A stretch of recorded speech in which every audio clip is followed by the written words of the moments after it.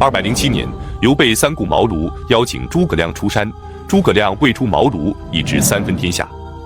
第2年，刘表病逝，其少子刘琮代力。然而就在这时，曹操率领20万大军南下攻打荆州。那么刘琮会如何应对曹操的进攻？刘备又会何去何从呢？本期视频我们就一起走进长坂坡前救赵云，喝退曹操100万军。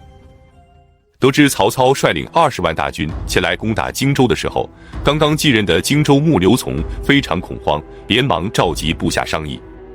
刘琮的部下蒯越、韩松、王粲以及傅训等人都劝说刘琮投降，可刘琮心有不甘。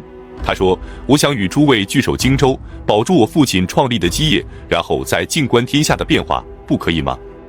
傅训上前说道：“我们作为臣下抵抗朝廷是叛逆之道，以荆州对抗中原是危险之事，派刘备去抵抗曹操也是无力之举。因此，将军想抵抗朝廷大军，必然是灭亡之路啊。另外，将军觉得你和刘备相比如何？”刘琮回答说：“那我不如他。”傅训便说：“如果连刘备都无法抵抗曹操，那么即便现在能守得住荆州，以后也不能自保啊。如果刘备能够抵抗得了曹操，那他以后也就不再是将军的臣下了，希望将军三思啊。”刘琮听后哑口无言，只能听从众人的建议，准备向曹操请降。此时刘备屯兵于樊城，他便瞒着刘备，让使者越过樊城，偷偷地向曹操投降。可不久之后，刘备还是得知了此事，气得暴跳如雷，立即派遣亲信前去质问刘琮。刘琮只能派宋忠去向刘备解释。刘备见到宋忠后，拔刀指着他怒斥道：“我现在就算砍下你的人头，都不解我心头之怒，可我要是杀了你，有如我大丈夫的威名。”于是他便释放了宋忠。此时曹操的大军已到达了南阳郡的治所宛城，刘琮已经放弃抵抗，只剩下他自己是无法对抗曹操的。于是无奈之下，刘备只能率众南下。路过襄阳城的时候，诸葛亮劝说刘备应该立即攻打刘琮，趁机占领襄阳，然后率领大军前往江陵，继续抵抗曹操。可刘备却说：“刘荆州临终之前曾托孤于我，如此背信弃义之事，无所不为。如果我这样做，死后还有何面目再见刘荆州呢？”他在城外呼唤刘琮，可刘琮因为害怕，不敢出来相见，刘备只能继续南下。在此期间，刘琮的部下以及荆州的民众则纷纷地投靠刘备，准备跟随刘备一起南下。路过刘表的墓碑时，刘备上前祭拜，痛哭一番后继续出发。这时，刘琮属下的王威向刘琮献计说：“曹操此时得知将军准备投降，刘备已经南逃，于是他必然会松懈。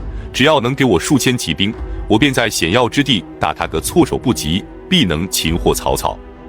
一旦曹操被擒，即可威震天下，中夏之地虽广，可传檄而定。到时候就不只是可收一胜之功，以保守今日之困而已了。这是难得的机遇，切不可失啊！”然而刘琮并没有采纳他的建议。不多时，曹操的大军到达了襄阳城，刘琮正式举州投降。曹操非常高兴，立即将刘琮封为了青州刺史。之后，曹操便率领大军南下追击刘备。刘备此时准备逃往夏口，当他们到达当阳地界的时候，跟随的民众竟然达到了10余万人，辎重就有数千辆。当阳即今天湖北省当阳市。然而，由于跟随的人数太多，刘备的大军每天只能行进10余里。无奈之下，刘备只能让关羽率领数百艘战船走水路，他自己则率领其他人继续走陆路。两军相约在江陵会合，江陵即今天的湖北省荆州市。此时，有人给刘备建议说：“我们此时应该迅速地保住江陵。可现在虽然我们人数众多，可披甲之士太少，如果曹操的追兵赶到，我们该如何阻挡呢？不如将这些民众舍弃，只率领披甲将士前往。”可刘备却说：“想要成就大事，就必须以人为本。这么多人背井离乡跟着我，我怎么能忍心抛下他们呢？”就在这时，鲁肃前来求见刘备。那么，鲁肃是从哪里来的呢？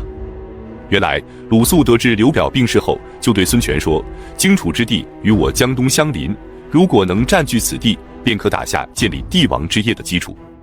现在刘表刚死，他的2个儿子素来不和，如果刘备与刘表的儿子们同心协力，那我们就与他们结盟；如果他们之间离心离德，那我们就另做打算，成就自己的大事。所以我请求前往荆州，向刘表的儿子们吊唁，同时劝说刘备安抚刘表的部下，同心同德，共同对付曹操，不能让曹操抢先占据荆州。于是孙权便派鲁肃前往荆州，然而等他来到荆州时，刘琮早已放弃抵抗，直接投降了曹操。鲁肃只能前来追赶刘备。他问刘备准备前往哪里，刘备回答说，准备去投奔苍梧太守吴郡。苍梧郡的治所在广信，即今天的广西梧州市。鲁肃说，吴郡就是个没有作为的庸人，你不能去依靠他。接着他便详细地述说了孙权的情况，以及江东的实力，劝说刘备与孙权联合，共同抵抗曹操。刘备听了鲁肃的分析后，决定合力抗曹。这时鲁肃也第一次见到了诸葛亮，他对诸葛亮说，我与你的哥哥诸葛瑾是好友。当即两人便结下了交情。再来看曹操，他得知刘备准备前往江陵后，非常担心，因为江陵的粮食和器械非常充足，一旦被刘备占据，则刘备必成大患。于是他舍弃辎重，只率领5000精锐骑兵急追，只用了1天1夜，竟然行进了300余里，终于在当阳的长坂坡追上了刘备。长坂坡即今天湖北省当阳市东北35公里处。刘备得知曹操的大军已经赶到，根本无法抵抗，只能丢下妻儿，只带领着诸葛亮、张飞、赵云等人逃走，跟随他的大量民众以及辎重则全部被曹军俘获，其中就有徐庶的母亲。于是徐庶为了保全母亲，只能辞别刘备，前往曹营。然而在混乱之中，赵云却突然不见了。有人对刘备说，赵云往北边跑了，估计是去投降曹操了。刘备听后直接用手戟打了过去，说道，子龙是不会弃我而去的。赵云字子龙，常山国真定人，即今天河北石家庄正定县人。他身长8尺，姿颜雄伟，与关羽和张飞并称为燕南三世。191年，他受常山国的推举，率领本郡一从投奔了公孙瓒。此时刘备也刚好投奔了公孙瓒，二人便在这里相识了。可是不久之后，赵云的兄长去世，他便向公孙瓒请辞归乡，两人也就此各奔东西而去。7年之后的官渡之战前夕，刘备被曹操打败，投靠了袁绍，两人在邺城再次相遇。从此之后，赵云便一直追随着刘备。当得知赵云不见后，刘备立即派张飞负责断后。张飞连忙召集了20余名骑兵，据水断桥。他立于桥头之上，大声喊道，我乃张翼德在此，谁敢前来送死？曹军的将士们见张飞虽然人数少，但都害怕他的勇猛，没人敢上前挑战，这为刘备的顺利撤退赢得了时间。而演义里，张飞大喊3声，第1声过后，河水倒流；第2声过后，桥梁断裂；第3声直接将夏侯杰给吓死了，多少是有点夸张了，正史是不会如此记载的。不多时，赵云怀抱着刘备的幼子刘禅以及刘备的妻子甘夫人，平安地回到了刘备的身边，但刘备的2个女儿则被曹军擒获。至于赵云7进7出救阿斗，以及刘备怒摔阿斗，也同样是演绎，正史中没有相关记载。之后他们继续向东逃窜，到达汉津的时候，终于和关羽率领的船队相遇了。汉津即今天湖北荆门市沙阳县附近的渡口。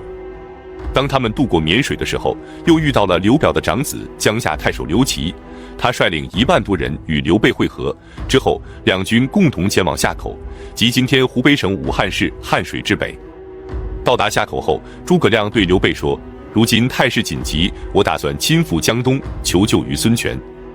当时孙权率领军队驻扎在柴桑，即今天的江西省九江市西南。那么关于诸葛亮舌战群儒以及赤壁之战的具体情况，在正史中是如何记载的呢？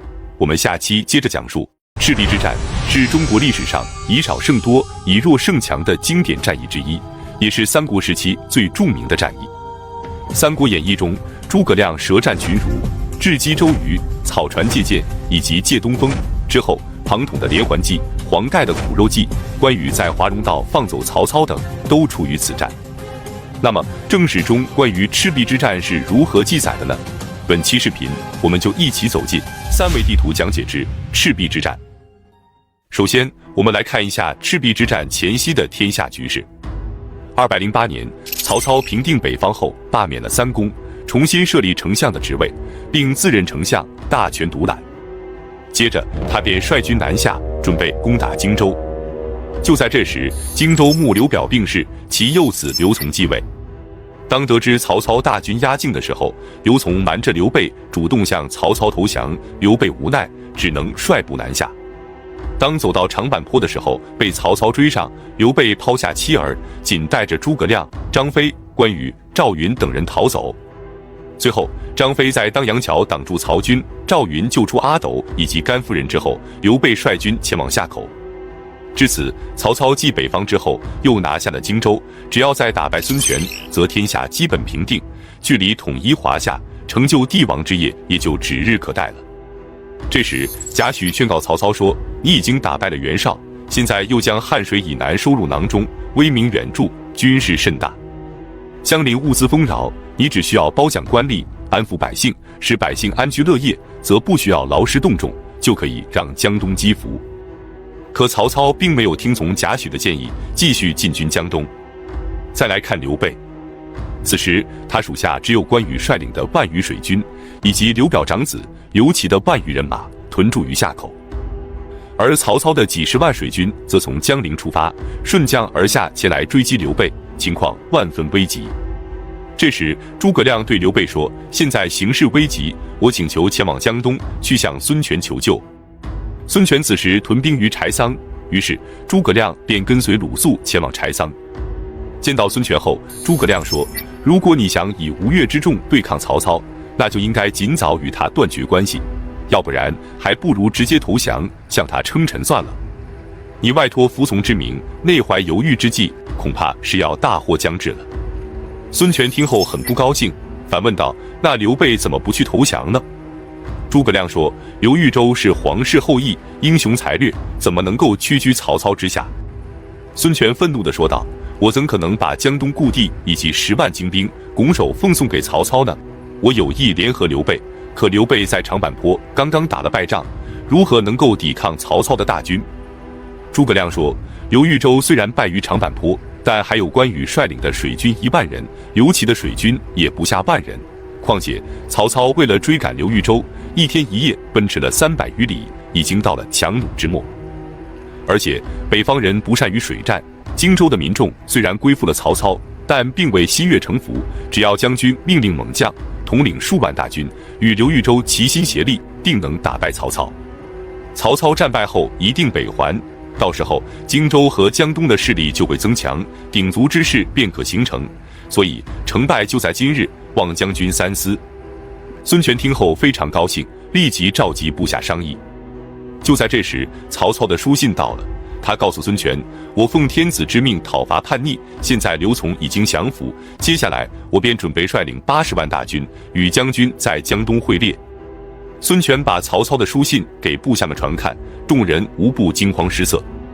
长史张昭等人说：“曹操挟天子以讨四方，如果我们抗拒他，属于名不正言不顺。况且我们之前能够抵抗他，凭借的是长江天险。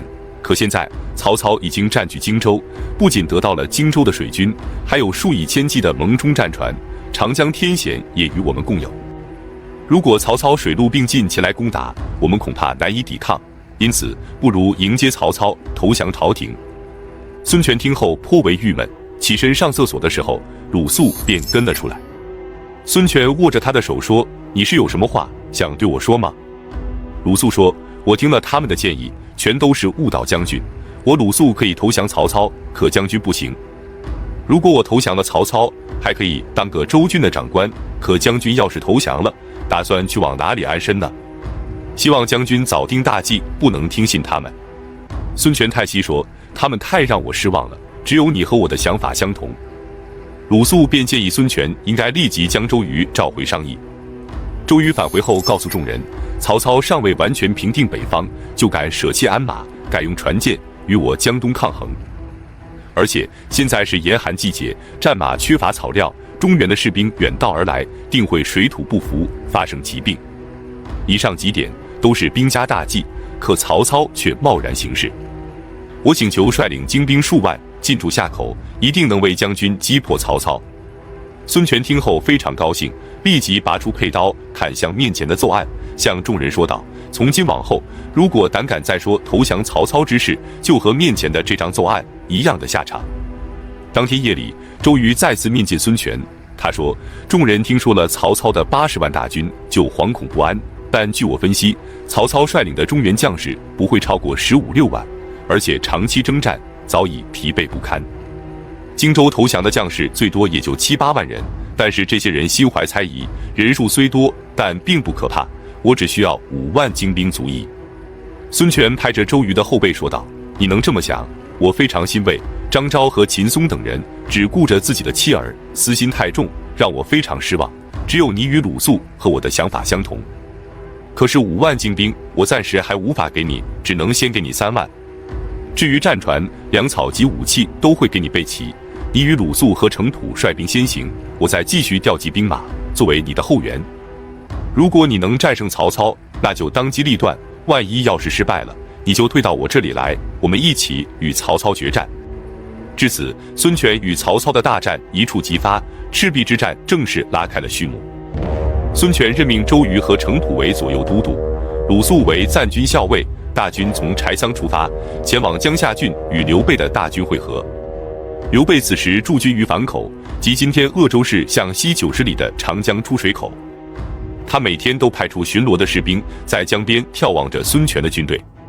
这一天，士兵们终于看到了周瑜率领的船队，连忙回营向刘备汇报。刘备得知后非常高兴，立即派人前去慰劳。周瑜对慰劳的人说：“我有军务在身，没办法委派他人代理，如果可以的话，希望刘备能屈尊前来会面。”刘备便乘坐一艘小船前去和周瑜会面。他对周瑜说：“江东愿意抵抗曹操，实在是明智之举。不知道周将军此行带了多少将士？”周瑜说：“3万人。”刘备一愣，说道：“可惜有点太少了。”可周瑜却说：“足够了，将军就看我是如何击败曹军的。”至此，周瑜和刘备的大军会合，结成了孙刘联军，准备与曹操决战。他们逆水而上，来到了赤壁，与曹操的大军在这里相遇。赤壁即今天湖北省赤壁市西北。然而就在两军准备交战的时候，曹军果然不出周瑜所料，由于水土不服，大量的士兵突发起义。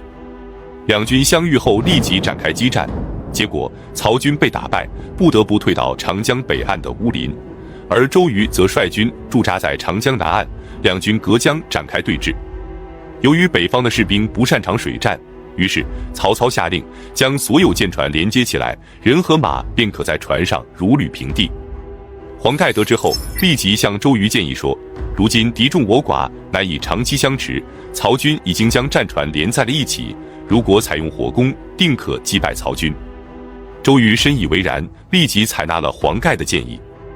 他们挑选了10艘蒙冲战船，装上干笛和枯柴，浇上告油，外面裹上帷幕用以伪装，上边插上旌旗，船后系上走戈。之后，黄盖派人去给曹操送信，谎称要投降曹操。至于诈降信的内容，正史中并无记载。当黄盖的船队到达江中的时候，风向转为了东南风，于是黄盖命令士兵开始扬帆。距离曹军还剩2里地的时候，曹军看到了江面上的10艘小船，但他们都以为是黄盖前来投降了。就在这时，黄盖命人点燃柴草，蒙冲战船立即着火，风借火势，火借风势，10艘战船带着火球，如同离弦之箭一般，快速地冲向了曹营。曹军这才反应过来，纷纷开始射箭。黄盖等人不幸中箭后坠入水中，黄盖被人救上来之后，吴军在慌乱之下没有认出他，只能暂时将他安置在侧床之中。黄盖大声呼叫韩当，韩当赶来才认出是黄盖，流泪为他解开衣服，将他安全地送回了南岸的军营。而曹操的战船由于前后相连在一起，前面的着火之后就会迅速蔓延到后面，后面的根本无法逃离，致使全部战船着火，火势一直蔓延到曹军设在陆地上的营寨。顷刻间，浓烟烈火，遮天蔽日，曹军被烧死和淹死者不计其数。周瑜见此情景，立即率领主力大军出发，鼓声震天，奋勇向前。曹操知道败局已定，只能率领残兵从华容道步行撤退。结果云梦泽到处都是泥泞，道路不通。曹操只能让老弱残兵割草填地，大军才勉强得以通过。而在此过程中，不少老弱残兵陷入泥潭中死去，惨烈异常。周瑜和刘备则水陆并进，继续追击，但由于曹操撤退及时，跑得够快，没有追上。就这样，曹操一路逃回了南郡的治所江陵，即今天的湖北省荆州市。接着，曹操命曹仁和徐晃驻守江陵，文聘驻守江夏，让乐进驻守襄阳，满宠驻守当阳。他自己则担心因为大败，致使后方的政权不稳，急忙率军返回了许都。至此，赤壁之战结束，曹操统一天下的梦想彻底破灭，元气大伤之后，再也无力大举南下。孙权借此机会稳固了江东，而刘备则趁机夺取荆州的战略要地，实现了诸葛亮在隆中对中所描绘的三分天下。《三国演义》关于此战的描写极为详尽，特别是对诸葛亮和关羽更是浓墨重彩的描述，这与正史的出入比较大。本期视频就到这里，感谢观看，下期再见。刘备是如何借到荆州的？借的是哪些地方？周瑜是因为嫉妒诸葛亮的才华而被气死的吗？关于这段历史在正史中是如何记载的，本期视频我们就一起走进刘备借荆州及周瑜英年早逝。赤壁之战失败后，曹操慌忙退回许都，让自己的堂弟曹仁驻守江陵，刘备和周瑜则率领数万大军沿江而上，一直追到了南郡的治所江陵，向曹仁发起攻击。然而，由于江陵城池坚固，守将曹仁勇猛善战，孙刘联军一时难以攻破，只能隔江对峙。这时，甘宁给周瑜献计，他请求亲率数百人，从小道直取江陵上游的夷陵，只要拿下夷陵，便可东西两面夹击曹仁，迫使曹仁北撤。夷陵即今天的湖北省宜昌市。甘宁日夜兼程到达夷陵，由于城内并没有多少兵马，所以很快就被甘宁给攻破了。曹仁得知后大惊，立即派出5、6千人前去围攻，可甘宁此时只有几百人，加上破城之后新增的兵员，也不过1000人左右，根本无法抵抗。于是连忙派人向周瑜求援。周瑜得知后与众将商议，结果大多数人都认为不能去救，因为如果派去的兵太少，无法救出甘宁；如果派去的兵太多，则会造成江陵空虚，曹仁趁机攻打，则后果不堪设想。然而吕蒙却对周瑜说，我和你一起前去救援，留下凌统防守江陵，我们用不了多久就能返回，我保证凌统最少能坚守10天。周瑜采纳了吕蒙的建议，亲率主力驰援夷陵。走到半路的时候，吕蒙又给周瑜出了个计谋，他让周瑜派出300人，用木柴把本来就险峻的山路截断，以阻挡敌军逃跑。之后他们率军到达夷陵，立即发起攻击，曹军大败，所杀过半，剩余的人马只能趁夜逃走。可走到半路的时候，本就险峻的道路被周瑜派人用木柴给挡住了，曹军无奈，只能下马步行。这时周瑜率军追上，曹军只能放弃战马逃跑，周瑜便俘获了战马300多匹，军威大振。之后他们快速回到江陵，趁胜向曹仁发起攻击。曹仁登城远望，见周瑜的前锋已经有数千人抵达了城下，他立即招募300名勇士，交给部将牛金统领，让他出城迎敌。可吴军有数千人，牛金只有300人，很快他们就被吴军给包围了。眼看这300人有去无回，城上观战的曹军将士无不大惊失色。可主将曹仁镇定自若地下令备马，他要亲自出城营救。陈缴等人极力劝阻，可曹仁不听，立即披甲上马，仅带领数十名骑兵就冲出了城门。牛金等人见主将前来，军心大振，奋勇杀敌之后，终于突出了重围。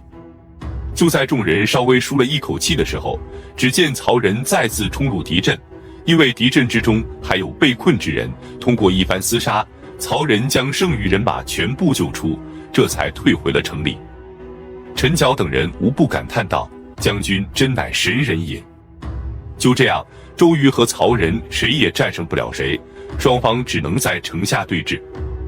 一直到209年12月，整整1年时间，江陵城依然没有攻下。周瑜非常着急，他决定与曹仁约定日期，展开一场决战。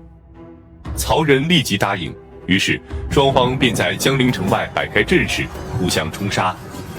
周瑜亲自骑马督战，然而在激战的过程中，周瑜竟然被飞箭射中了右边的肋骨，伤势非常严重，只能引军退回营垒。曹仁得知周瑜受伤后，亲自督军前来攻打。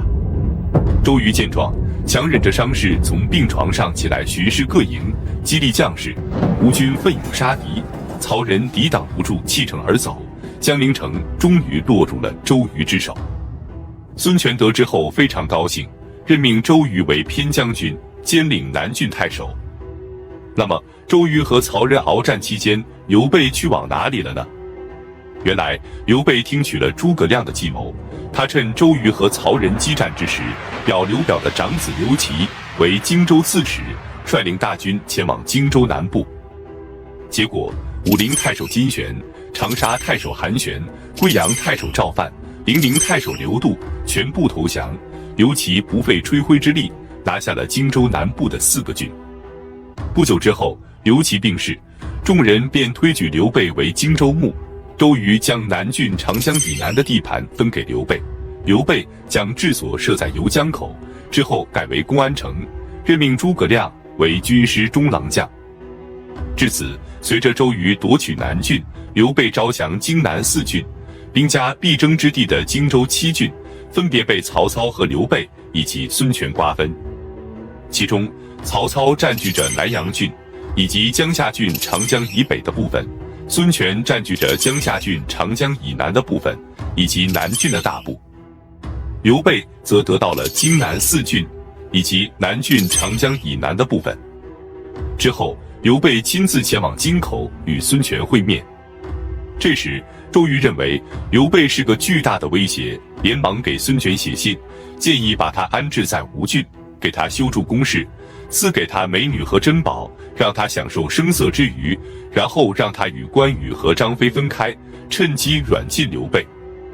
可孙权认为曹操在北方仍然需要刘备的牵制，而且担心刘备一时难以制服，所以就没有采纳周瑜的建议。相反，他为了继续巩固孙刘联盟，还将其妹妹嫁给了刘备。孙权的妹妹在《三国志》中被称为孙夫人，民间戏剧则称其为孙尚香。他才智敏捷，刚强勇猛，身边跟随着100多名士兵，手执大刀守卫在他的身边，即便是刘备进入内房时，都感到害怕和恐惧。之后，周瑜和甘宁力劝孙权西取巴蜀，然而孙权犹豫不决，前去征求刘备的意见，可刘备早就有占据巴蜀的打算了，因此他便巧妙地劝阻孙权。210年，周瑜再次给孙权建议说：“我恳请与奋威将军一起夺取蜀地和张鲁，然后留下奋威将军固守，并与马超结盟。我回来之后，便和将军一起占据襄阳，进逼曹操，北方便可谋取。”孙权终于同意了周瑜的战略方案，于是周瑜便从京口出发前往江陵，准备在江陵整顿兵马，夺取益州。然而，当他走到巴丘的时候，却突发疾病，不幸病逝，年仅36岁。巴丘即今天的湖南省岳阳市。孙权得知周瑜病逝的消息后，悲痛不已，哭泣着说道：“公瑾有王佐之资，然而寿命短促，以后还能依赖谁呀？”周瑜的灵柩运回吴郡的时候，孙权亲自前往芜湖迎接，并穿上丧服为其举哀。得知周瑜病逝后，刘备以土地稀少，不足以安民为由，向孙权请求都督荆州。孙权找来鲁肃商议，鲁肃基于战略考虑，劝说孙权将东吴占据的部分荆州之地借给刘备，让他站稳脚跟，与东吴一起抵御曹操。于是孙权便同意将南郡借给刘备。所以刘备借荆州，其实借的只是荆州的南郡，而且只是南郡长江以北的部分。就这样，周瑜耗时1年之久拿下的南郡，前往益州重要的战略要地，最终刘备却成为了最大的受益者。至此，三分天下的雏形基本形成，刘备从此之后再也不用去投靠别人了。本期视频就到这里，感谢观看，下期再见。